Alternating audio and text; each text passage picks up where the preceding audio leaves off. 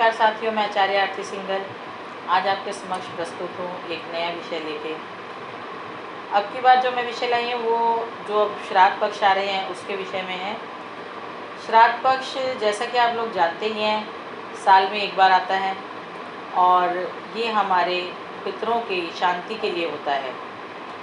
जिन लोगों की कुंडलियों में पितृदोष होता है वह अपना पितृदोष श्राद्ध पक्ष में अपने पितरों को तर्पण करके शांत कर सकते हैं। पितृदोष कुंडली में कई भाव होते हैं जिनसे हम देखते हैं। पंचम भाव होता है, नवम भाव होता है, उससे पितृदोष देखते हैं। पितृदोष लगने से हमारे घर में बरकत नहीं रहती है, कोई काम नहीं बनता है, बच्चों की पढ़ाई अच्छी नहीं होती है, घर की आर्थिक स्थिति अच्छी नहीं रहती है। कई लोग परेशान रहते हैं कि ये पितृपक्ष में हम क्या करें क्या ना करें। तो इसमें कोई दुविधा नहीं है। पितृपक्ष में आप जो भी अपने पितरों के लिए कर सकते हैं, जितना आपका सामर्थ्य हो वो आप दान पुण्य कर सकते हैं। अगर आप पितृपक्ष में बाज़ार से भी कुछ सामान खरीद कर देंगे, पंडितों को खिलाएंगे, तो वो भी आपको लगेगा। कई बार स्त्रियां अशुद्धि की वजह से श्राद्ध कर्म नहीं कर पाती हैं, तो उसमें भी आप बाज़ार से फल मीठा आदि देकर कुछ दक्षिणा रखकर पंडित जी को दे सकते हैं। इससे भी आपके पितृदोष का निवारण हो जाएगा। तो चलिए अब मैं आपको बताती हूँ कि साल 2022 में पितृपक्ष कब से हैं। इस साल पितृपक्ष 10 सितंबर से लगेंगे और 10 सितंबर को पूर्णिमा का श्राद्ध होगा।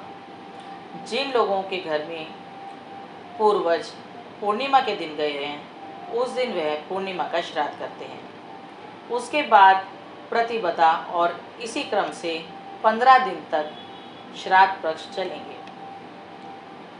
जैसे कि 10 से 25 सितंबर तक श्राद्ध पक्ष का समय रहेगा और इस दौरान हम कोई भी कार्य जो कि शुभ कार्य होते हैं, गृह प्रवेश, विवाह, मुंडन या किसी भी तरीके का आयोजन नहीं करते हैं।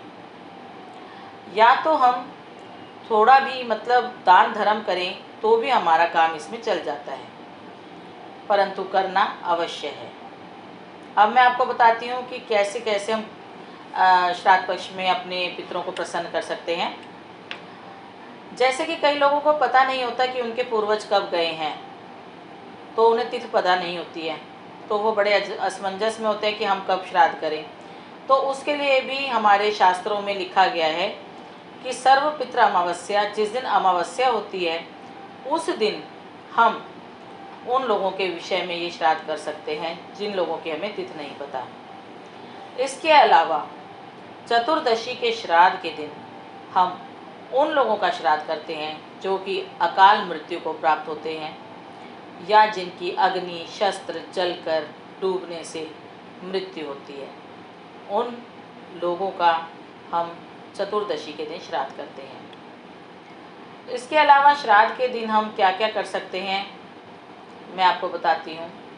जैसे कि आपके किसी भी पूर्वज का श्राद्ध किसी भी तिथि को पड़ता है, उस दिन आप अगर स्त्री गई हैं उस दिन तो आप उनके निमित्त पंडिताइन को बुलाएंगे, और अगर पुरुष का श्राद्ध है तो आप पंडित जी को बुलाएंगे और बिल्कुल सात्विक भोजन बनाएंगे। खीर, एकादशी के दिन खीर नहीं बनाएंगे, एकादशी के श्राद्ध के दिन आप हलवा बना सकते हैं या आप अपने कोई भी जवे की खीर बना सकते हैं, पर चावल की खीर निषिद्ध है।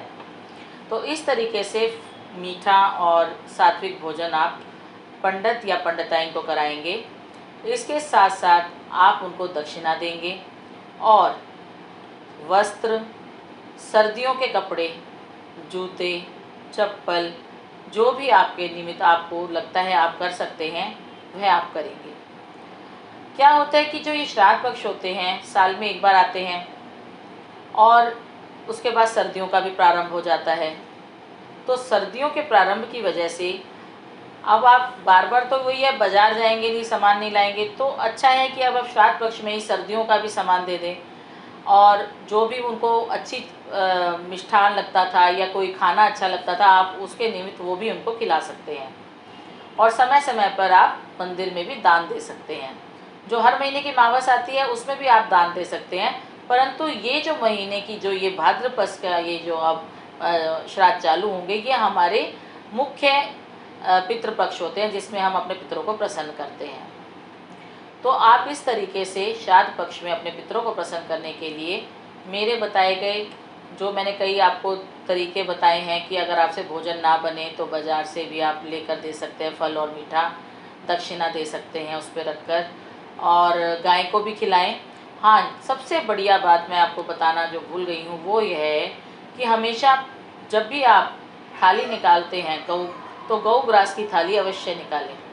गौ ग्रास की थाली निकालने के लिए सबसे पहले आप जब पंडित की या पंडिताइन की थाली लगाएंगे उससे पहले आप गौ ग्रास की थाली लगाएंगे।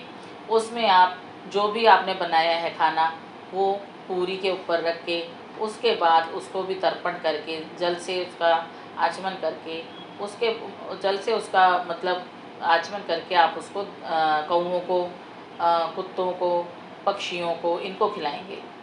वो ज़रूर खिलाना है और गाय को भी ज़रूर खिलाना है। उसके बाद आप पंडित या पंडिताइन को भोजन देंगे ग्रहण करने के लिए। तो इस तरीके से ये छोटे छोटे उपाय हैं, छोटी छोटी बातें हैं जो हम ध्यान में नहीं रखते हैं और उसके कारण हमें फिर कष्ट भोगना पड़ता है।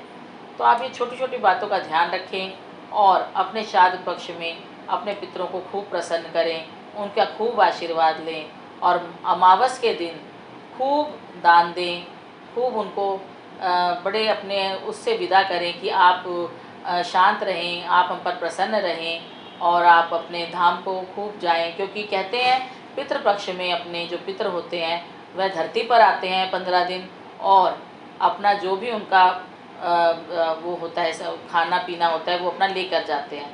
तो इसीलिए आप ज़रूर इस पितृपक्ष में अगर आपको कुछ छूट जाता है वो अब आप ध्यान रखिए और बिल्कुल कीजिए। और साथ साथ मैं आपको बताना चाहूँगी कि मैं इंस्टाग्राम पर भी हूँ और यूट्यूब मेरा चैनल ज्योतिषाचार्य आरती सिंघल चल रहा है, उसे आप देखिए, शेयर कीजिए, सब्सक्राइब कीजिए और लाइक कीजिए।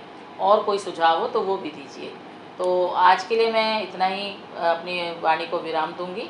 नमस्कार।